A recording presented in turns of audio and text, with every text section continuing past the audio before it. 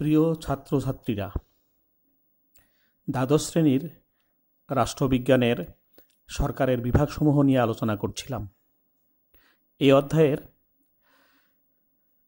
আজকে যে বিষয়টা নিয়ে আলোচনা করব সেটা হচ্ছে দ্বিকক্ষ বিশিষ্ট আইনসভা। এখান থেকে 4 ধরনের প্রশ্ন হয়। তার মধ্যে একটা হচ্ছে দ্বিকক্ষ বিশিষ্ট আইনসভা বলতে কি বোঝো? দ্বিকক্ষ বিশিষ্ট আইনসভার পক্ষে যুক্তি দাও। তোমরা জানো যে সরকারের 3টি বিভাগ, আইন বিভাগ, শাসন বিভাগ এবং বিচার বিভাগ। আইন বিভাগ যে আইনগুলো প্রণয়ন করে সেই আইনের উপর ভিত্তি করে শাসন বিভাগ শাসন কার্য পরিচালনা করে এবং বিচার বিভাগ সেই আইনের উপর ভিত্তি করে বিচার কার্য সম্পন্ন করে। ফলে বলা যেতে পারে যে 3টি বিভাগের মধ্যে সবচেয়ে বেশি গুরুত্বপূর্ণ এবং মর্যাদা সম্পন্ন হচ্ছে আইন বিভাগ। পৃথিবীর বিভিন্ন রাষ্ট্রে আইন বিভাগের কাঠামোগত দিক দুরকমের হয়। কোনোটা হয় এক কক্ষ বিশিষ্ট, কোনোটা হয় দ্বিকক্ষ বিশিষ্ট। এক কক্ষ বিশিষ্ট আইনসভা হচ্ছে সেই আইনসভা যে আইনসভায় একটা মাত্র কক্ষ থাকে, অর্থাৎ পরিষদ থাকে। সেই কক্ষে জনগণের নির্বাচিত প্রতিনিধিরা থাকে। সেই আইনসভাতেই আইনের যে বিভিন্ন খসড়া প্রস্তাবগুলো সেগুলো আলোচিত হয়, তর্ক হয়, বিতর্ক হয়। তারপর আইনসভায় পাশ হওয়ার পর সেগুলো আইনের রূপ নেয়। দ্বিকক্ষ বিশিষ্ট আইনসভায় 2টো শাখা থাকে, অর্থাৎ 2টো কক্ষ থাকে। একটা হচ্ছে উচ্চকক্ষ আর একটা হচ্ছে নিম্নকক্ষ। উচ্চকক্ষে জনগণের প্রতিনিধি সাধারণত থাকে না। যুক্তরাষ্ট্রীয় কাঠামোয় বিভিন্ন যে অঙ্গরাজ্যগুলো আছে সেই অঙ্গরাজ্যের প্রতিনিধিদের নিয়ে উচ্চকক্ষ গঠিত হয় এবং নিম্নকক্ষ গঠিত হয় হচ্ছে জনগণের নির্বাচিত প্রতিনিধিদের নিয়ে। এই 2টো কক্ষের কোনো একটিতে আইনের খসড়া প্রস্তাবগুলো নিয়ে প্রথমে আলোচনা, তর্ক বিতর্ক, ভোটাভুটি হয়। তারপর সেই প্রস্তাবগুলো সেই কক্ষে পাশ হওয়ার পর সেটা আবার দ্বিতীয় কক্ষে যায়। দ্বিতীয় কক্ষেও একই রকমভাবে আইনের সেই খসড়া প্রস্তাবটির উপর আলোচনা, তর্ক বিতর্ক, ভোটাভুটি হয়। কখনো আবার ভোটাভুটি হয় না। দ্বিতীয় কক্ষেও সেটা পাশ হওয়ার পর রাষ্ট্রপ্রধান, তিনি রাজা বা রানী বা রাষ্ট্রপতি যেই না হন না কেন, তার সম্মতির জন্য পাঠানো হয়। তিনি সম্মতি দিলে সেই আইনের খসড়া প্রস্তাব আইনের আকার নেয়। তো আইন প্রণয়নের ক্ষেত্রে আইনসভার যে 2টো কক্ষ আছে সেই 2টো কক্ষ নিয়ে যে আইনসভা গঠিত তাকে বলা হয় হচ্ছে দ্বিকক্ষ বিশিষ্ট আইনসভা। একটা দেশের আইনসভা দ্বিকক্ষ বিশিষ্ট হওয়া উচিত নাকি দ্বিকক্ষ বিশিষ্ট হওয়া উচিত নয়, এই বিষয় নিয়ে রাষ্ট্রবিজ্ঞানীদের মধ্যে মতভেদ আছে। যেমন বেনথাম, ল্যাস্কি, ফ্রাঙ্কলিন প্রমুখ রাষ্ট্রবিজ্ঞানী দ্বিকক্ষ বিশিষ্ট আইনসভার বিরোধিতা করে তারা এক কক্ষ বিশিষ্ট আইনসভার পক্ষে মত পোষণ করেছেন।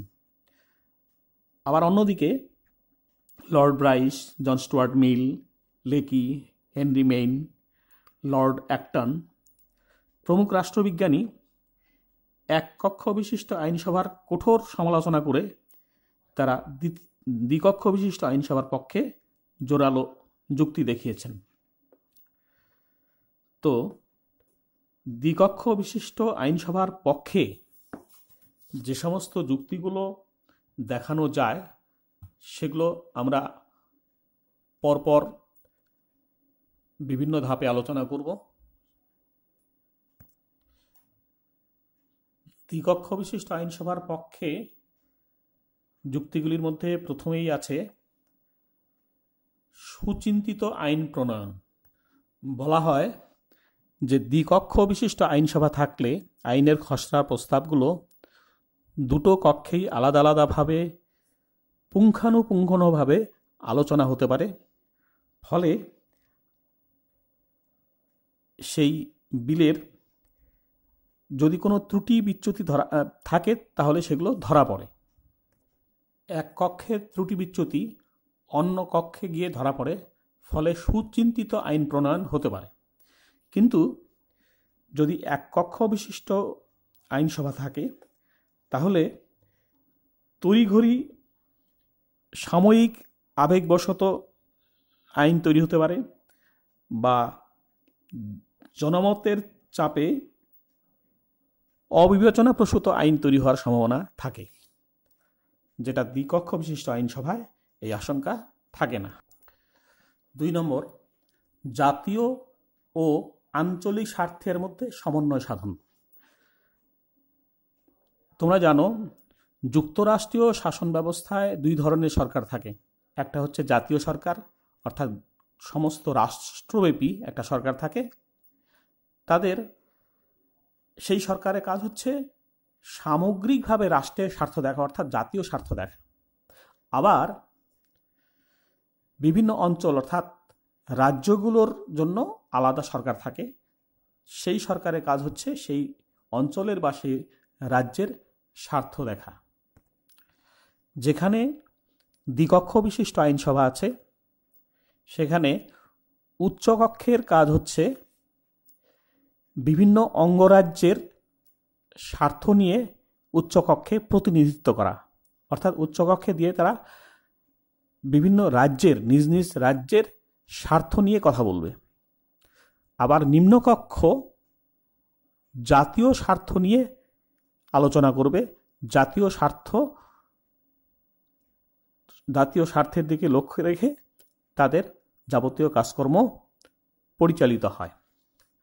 ফলে দুটো কক্ষ থাকলে একদিকে জাতীয় স্বার্থ, অন্যদিকে আঞ্চলিক স্বার্থ, 2 ধরনের স্বার্থই রক্ষা হয়। কিন্তু যদি এক কক্ষ বিশিষ্ট আইনসভা হয় তাহলে এই আঞ্চলিক স্বার্থ এবং জাতীয় স্বার্থের মধ্যে সামঞ্জস্য হারিয়ে ফেলে।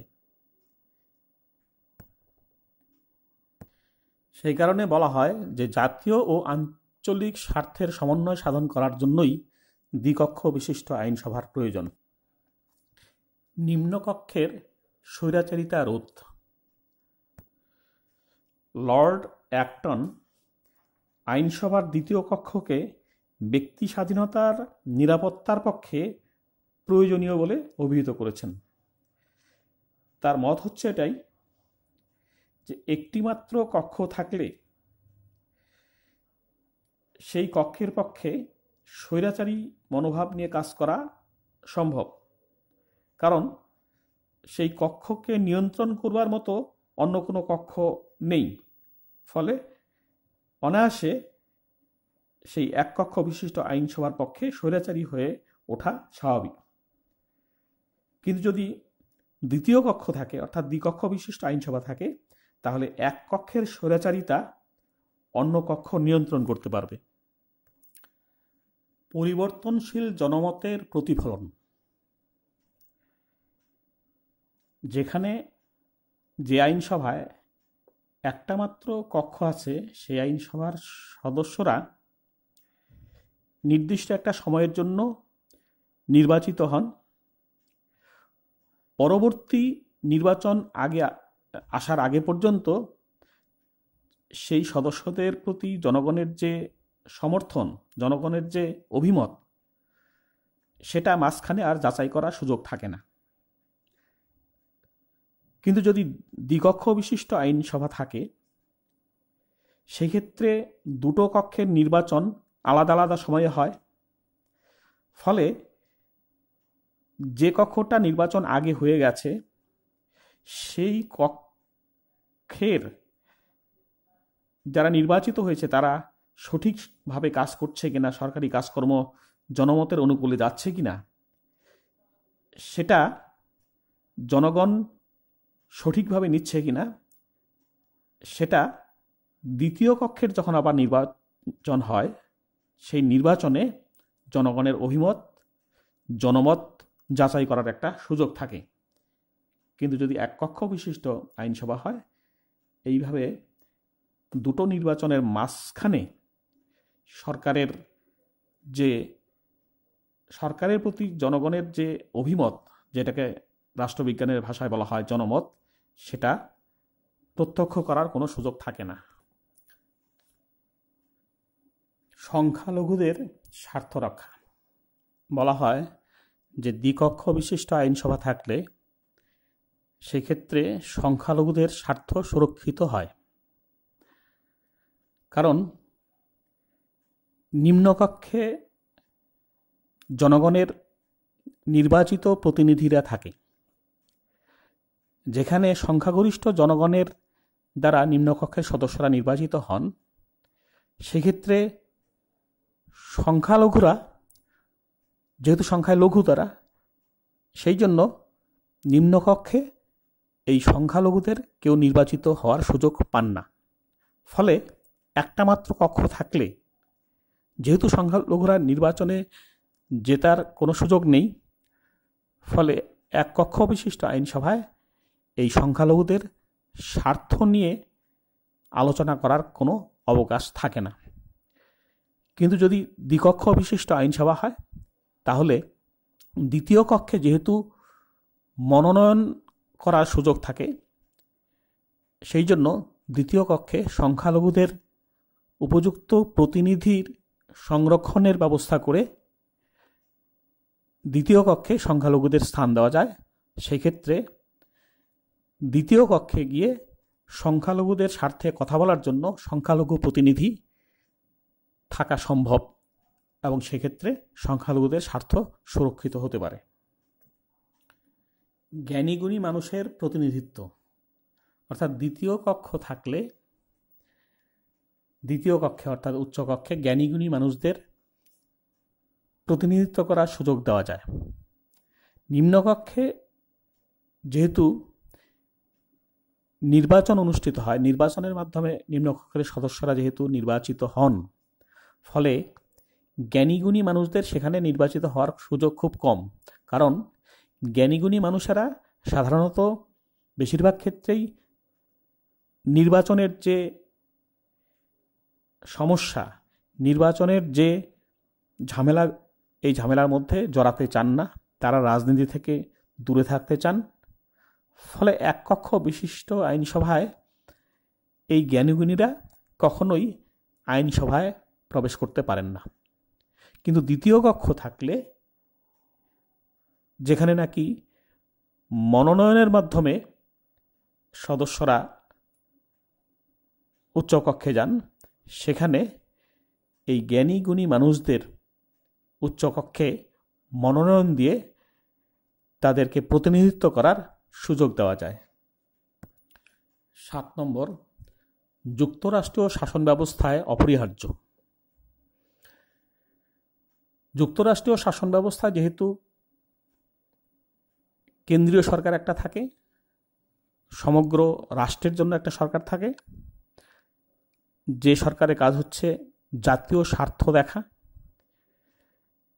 আবার অঙ্গরাজ্যগুলোর জন্য আলাদা আঞ্চলিক সরকার থাকে বা রাজ্য সরকার থাকে। আঞ্চলিক সরকারের কাজ হচ্ছে সেই অঞ্চলের, সেই অঙ্গরাজ্যের স্বার্থ দেখা। ফলে যুক্তরাষ্ট্রীয় শাসন ব্যবস্থায় একদিকে জাতীয় স্বার্থ দেখতে হয়, অন্যদিকে আঞ্চলিক স্বার্থ দেখতে হয়। সেই কারণে কেন্দ্রীয় আইনসভায় শুধুমাত্র এক কক্ষ বিশিষ্ট আইনসভা থাকলে জাতীয় স্বার্থের দিকেই নজর দেওয়া হবে, আঞ্চলিক স্বার্থের দিকে নজর দেওয়া হবে না।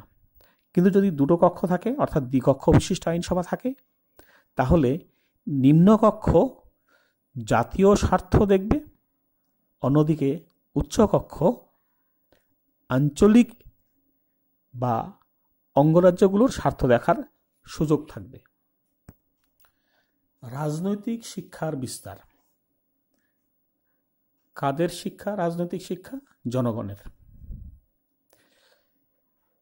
দুটো কক্ষ থাকলে আইনসভার, আইনের যে খসড়া প্রস্তাবগুলো নিয়ে দুটো কক্ষে আলাদা আলাদা সময়ে দুবার করে আলোচনা, তর্ক বিতর্ক অনুষ্ঠিত হয়। টিভি বা অন্যান্য যে গণমাধ্যমগুলো আছে সেই গণমাধ্যমগুলোর মারফত জনগণ সেই আলোচনাগুলো, তর্ক বিতর্কগুলো দুবার করে দেখার এবং শোনার সুযোগ পায়। ফলে সরকার সম্পর্কে, সরকারের কাজকর্ম সম্পর্কে বা আইন বিভাগের যে আইন তৈরি করার প্রণালী, সেগুলো নিয়ে জনগণের মধ্যে একটা রাজনৈতিক শিক্ষার প্রসার ঘটে। আইনসভার কার্য বৃদ্ধি। সময়ের সঙ্গে সঙ্গে রাষ্ট্রের কর্মক্ষেত্রের পরিধি বৃদ্ধি পাচ্ছে।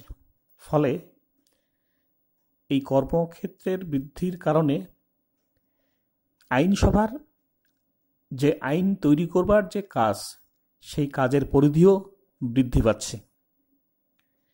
সেক্ষেত্রে একটা মাত্র কক্ষ থাকলে আইনসভার এই ব্যাপক যে কর্মক্ষেত্র, যে কর্মসূচি, সেই কর্মসূচি রূপায়ণ করা একটা মাত্র কক্ষের পক্ষে কখনো সম্ভব হয়ে ওঠে না। কিন্তু যদি দুটো কক্ষ থাকে, অর্থাৎ দ্বিকক্ষ বিশিষ্ট আইনসভা থাকে, তাহলে দুটো কক্ষ এই আইনসভার যে ক্রমবর্ধমান কার্যসূচি, সেগুলো সুচারুরূপে পরিচালনা করা সম্ভব হয়। সমাজতন্ত্রবাদীদের যুক্তি। সমাজতন্ত্রী হচ্ছে তারাই যারা সম্পদের ব্যক্তি মালিকানার পরিবর্তে সামাজিক মালিকানা, অর্থাৎ রাষ্ট্রীয় মালিকানার কথা বলেন।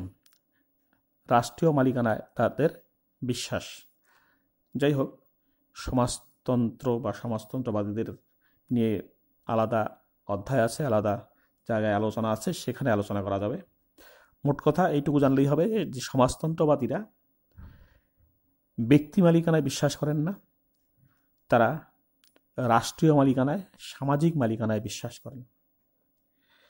এই সমাজতন্ত্রবাদীরা পশ্চিমী যে গণতান্ত্রিক রাষ্ট্রসমূহ আছে, যেখানে দ্বিকক্ষ বিশিষ্ট আইনসভা প্রবর্তন করা হয়েছে অনেক রাষ্ট্রেই,